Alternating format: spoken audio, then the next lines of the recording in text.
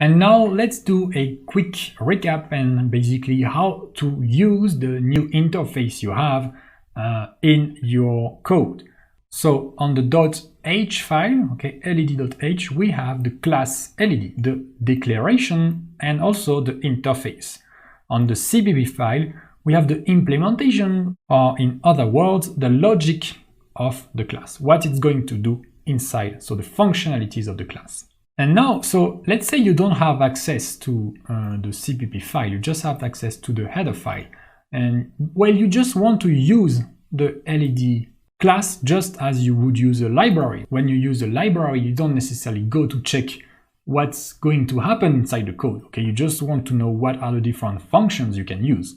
And here, well, this is a great way to do this because you include the header file, and then you can see here what information do we have. We have the attributes we can use. This one is private, so you won't be able to get access to it directly.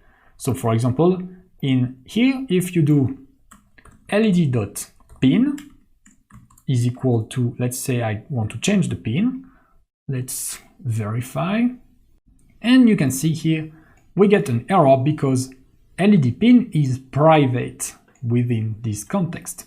Okay, so anything private, you won't be able to get access to it. So what you can do is to check all the public stuff. We have constructor. So the constructor is easy to recognize. This is simply the same name as the class. So you may have as many constructors as you want. And here, well, we have the default one, which is not going to work. And we have the constructor here where we need to provide the pin. So you know that when you create the object here, you need to provide a pin number. And then you can see that you have an init function to initialize the led with also two different options and then on and off. And this makes it very clear, okay, how you can use the library.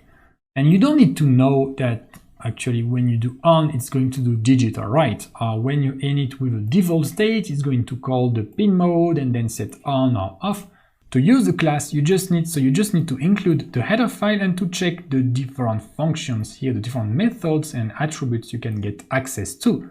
Okay, the implementation is not needed, and this is the abstraction. Okay, now we have something that makes much more sense, that is easy to use, and you don't need to know anything about the Arduino functionalities to use that class. So that's a great way to abstract all the functionalities and to create abstracted blocks, and then you can create more abstracted blocks on top of that, etc., etc., to create a bigger and bigger application without making it too complex. And as you can see, also the encapsulation here with the private byte pin is great because you won't be able to just modify the pin anywhere in the program. You just are allowed to set the pin when you create the object, and that's it.